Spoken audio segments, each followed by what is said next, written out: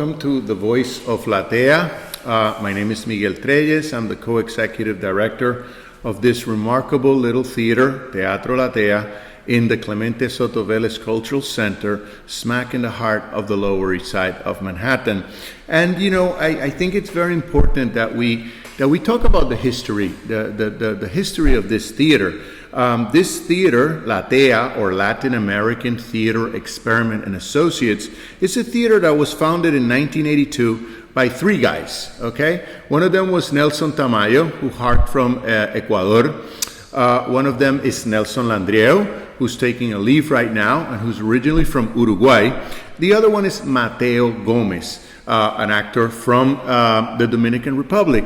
And these three guys came together and created this to look for opportunities for other art, to get opportunities for themselves and for other artists, because there was so much underrepresentation of Latinos in the 80s in the theater and film industries. So, it was born out of that. It must be said that out of that, eventually the whole Clemente Soto Vélez emerged, because this is the theater that sort of held on to the building in the hard times.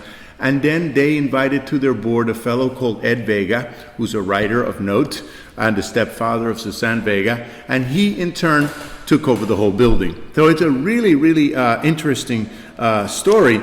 And basically, Latea has been acknowledged for contributions to the performing arts with many OLA awards. OLA is another Hispanic organization of Latin actors. It's another entity in the building, in this very same Clemente Soto Vélez building. Latea has also gotten many Latin Ace awards. And, and just recently I've had the privilege of being invited to co-head Latea with Marta Garcia, who's married to Nelson. And she has given me free rein, which I have taken up. I have taken this free rein to establish a couple of different initiatives. Latea Stage, which is to continue the amazing theatrical work that the founders established. Latea Film, to highlight the work of emerging filmmakers in contemporary New York City. Latea Music. Music is the flag of all Latinos, and Puerto Ricans are no exception. And I'm from Puerto Rico, so I'm very happy to be able to, propel Latin music in this space. It's also got great acoustics when we don't get interrupted by the capoeira drums from upstairs. In any case, and we do love the capoeira drums as well. So, and then we have Latea Word, which is when people want to do lectures. I think the theater has to be a space for exchange, and intellectual exchange is very much a part of the culture. So all these things are happening at Latea right now. And we have a great roster of people, working with us. We have Frank Fantini doing operations. He's the director of operations. Tatiana Ronderos assists us in the office with art relationships, and she also curates the film series, or some of the film series in the open screen. We have an associate called Bulbarella, Stefania Bulbarella. She's been doing the reading series for us. The incredible Miguel Zenon, a great Emmy award-winning musician, has been curating the music series, in which he invites a group of people to play. A jazz group, Latin jazz group, whatever, international jazz group. Miguel knows a lot of people. And then he joins them for the second set with his alto sax. And that's magic to see. And on the word and everything else, I typically curate, choose people come and go. And talking of which, not too long ago, I had the privilege of meeting an actor, producer, one-man show wonder called Rick Herrera. And Rick blew our mind with the show that he was doing. He also introduced us to his better half, Alexandra Gutierrez, and we came to the idea. We came up together with this idea of doing a podcast. Isn't that cool? Like, to talk about the history in this new format called the podcast, which Rick Herrera has been harnessing along with Alexandra for some time. Rick, Alexandra, welcome. Thank you. Or you should welcome me, or welcome to. Welcome again. What gives, man? What about the podcast? How did you get into the podcast? What about this idea? Well, the WIN podcast came out of frustration. I would reach out to a lot of other podcasts people just to be a guest and why I feel like I would be a great guest and I love what they do. And you will send all these emails out and you'll probably get one response. And I got so annoyed and angry because I'm like, it's a simple yes or no. I feel like life and business should be handled that way. You want me? No. You want me? Yes. Let's get to it. There's no need to do a silent no. So with that frustration, I took it and made it to a positive. And I said, fuck it. I'm going to make my own podcast. I'm going to do my own platform. And then at the same time, I'm going to shine light on people that have amazing stories to tell, because that's why it came up with the WIN podcast, where the everyday people are the celebrities, because we're always glorifying celebrities that we don't know and we look up to them, but we never look up to ourselves. We never look up to the person who was a mother working hard, raising her child, and had to give up her dreams, the firefighter, the cop, the actor that's running low on money but still not letting his dream die. So I'm like, these are the stories that I was inspired by, and these are the stories that I want to shine a light on. Then my wife comes and says, I would love for you to be the producer. And we just started working on it together. How long, Rick, Alexandra, you're a couple in real life. When did you start collaborating on the podcast? You started first, Rick, and then you brought her along, or you brought her in? He told me about the idea right away when it came. You had the idea a little bit before, but then as soon as he told me, because we would, in conversation, we would be attracted to people we will see people, we will travel, and when we meet people, we'll start talking to them, asking them questions. So we were always intrigued about people's stories.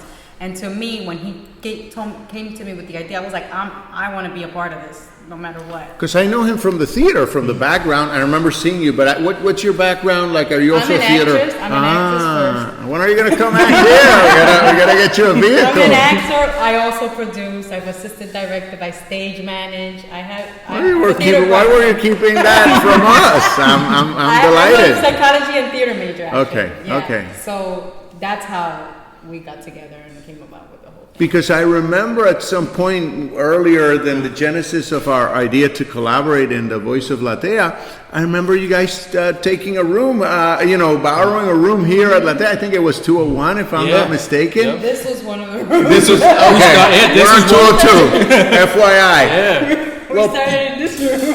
I pride myself in the tenure that I've had here these days and trying to keep every room busy and keeping Latea, if something's empty, something's wrong. So, and maybe you can share like some of your experiences in 201. Was it smooth or did you get interrupted? 201 actually was like heaven sent because there was hardly no echo, but it wasn't. What about the bathroom? Yeah. It wasn't glamorous. And I used to tell people it's not about that. It's going to sound great, but don't look around you. Just focus on us. Keep in contact. But it was great. Even being in this room too, like with the echo. This is the echo, 202. The only thing that was annoying, we were right on the door. We're recording a podcast Session. with the marker, big and bold, and you still hear people trying to get in. Like, I gotta use the bathroom. That was probably a disclaimer. That was probably me. I apologize.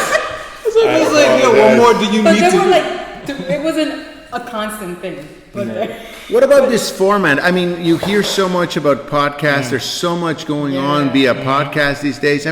What's your expectation of the medium in the coming near future? What do you guys see happening with this medium?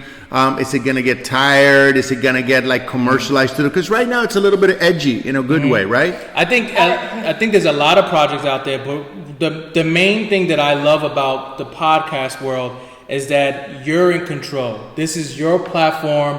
You can reach out to many people, and this is just another level. You could just continue creating content, and I think that's just so great because it doesn't cost that much. Maybe $250 to get a decent mic, or maybe $100, and you can shoot anywhere. If you want to go take a shit and your bathroom is quiet, you can do a podcast in the bathroom. So it's like it's accessible and it's easy for the person to create something out of nothing. also for the audience, it's easy for someone if I just want to. I'm running. I can listen to a podcast. I don't have to take the time to sit to listen to the podcast. I can do it while I'm on the train. Like there's an easier access. The flexibility. Alexandra, we've been talking about Latea, so I feel like we've gotten the message across. What about the WIN? What is the content of the WIN podcast? What are you guys looking to put out with the WIN?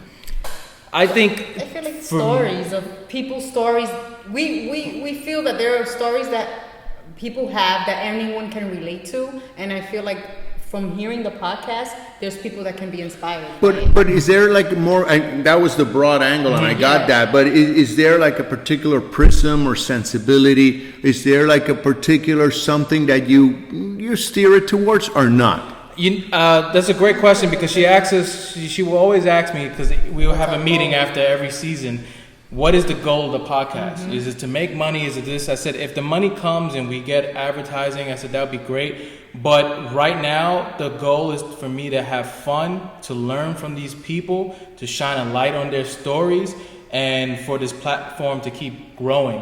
And the biggest joy that I get is hearing the guests leave and say, "Man, thank you so much.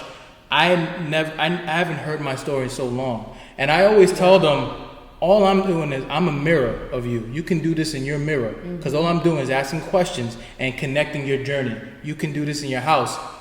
Is it exclusively Latino, or do you have a broad sensibility for everyone? We want Latino, black, if you're purple, if you're an alien, a woman, that's the whole thing. We want them all. Yeah. I think one of the children, we had a 13-year-old actor, and we just recently interviewed him, and that was amazing. I think the biggest takeaway for me is like, and you can vouch, and everyone, there's so many, when you meet someone and they're so genuine and they'll share stories, and you always hear, "Oh man, I wish I could continue though," or "I wish I would have did this, I wish I would have done that." Those are heartbreaking things to me to hear. So at least I know that if you're having this moment, we're connecting, I said, why don't you come on my podcast and share that story? It's giving a voice to where people feel like they're voiceless.